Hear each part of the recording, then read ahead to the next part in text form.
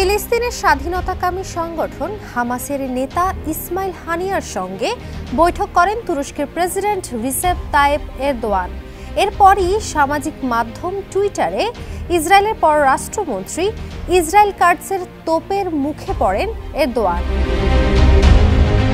হানিয়ার সঙ্গে তুর্কি প্রেসিডেন্টের বৈঠক নিয়ে নিজের এক্স অ্যাকাউন্টে একটি পোস্ট দিয়েছেন ইসরায়েল কাটস। পোস্টে হানিয়া এরদোয়ানের বৈঠকের একটি ছবিও যুক্ত করেছেন তিনি, যেখানে দুই নেতাকে হাত মোলাকাত করতে দেখা যায়। ইসরায়েল কাটস তার পোস্টের একটি অংশে লিখেছেন, রিসেপ তাইয়েপ এরদোয়ান, আপনার লজ্জা হওয়া উচিত।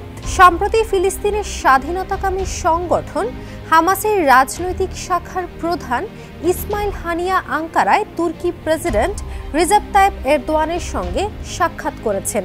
শনিবারের এই সাক্ষাতে এরদোয়ানের সঙ্গে তার প্রায় 2.5 ঘণ্টা ব্যাপী বৈঠক হয়। তুরস্কের সংবাদ মাধ্যমগুলো জানিয়েছে, ইসমাইল হানিয়া শুক্রবার কাতারের রাজধানী দোহায় নিজ দপ্তরে তুরস্কের পররাষ্ট্রমন্ত্রী হাসান ফিদানের সঙ্গে সাক্ষাৎ করেন।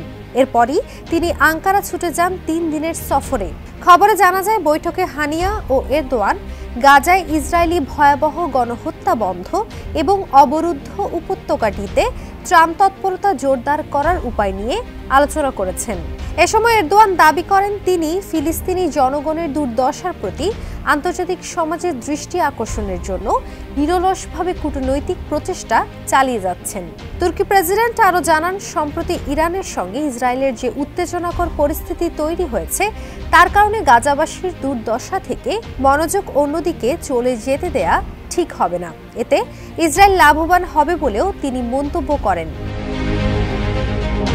শনিবার ফিলিস্তিনের গাজায় ইসরায়েলি আগ্রাসন 197তম দিনে গড়িয়েছে। এদিনও গাজার বিভিন্ন এলাকা লক্ষ্য করে বিশেষ সর্বদক্ষিণের রাফা এলাকায় বিমান হামলা চালিয়েছে ইসরায়েলি বাহিনী। এতে নতুন করে হতাহতের ঘটনাও ঘটেছে। ফলে নিহত ফিলিস্তিনির সংখ্যা দাঁড়িয়েছে 34,049 জনে। গাজায় ইসরায়েলি আগ্রাসনের বিরুদ্ধে এরদোয়ান জানান, তিনি ফিলিস্তিনের স্বাধীনতার সংগ্রামকে সমর্থন দিয়ে যাবেন। নিপীড়িত ফিলিস্তিনি জনগণের কণ্ঠস্বর হবেন তিনি। এদিকে বার্তা সংস্থা রয়টার্স জানিয়েছে, গাজায় ইসরায়েলি আগ্রাসন শুরুর পর এটাই হানিয়ার প্রথম আঙ্কারা সফর এবং তুর্কি নেতার সঙ্গে সরাসরি বৈঠক।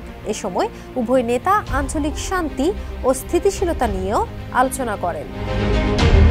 ডেস্ক রিপোর্ট, সমকাল।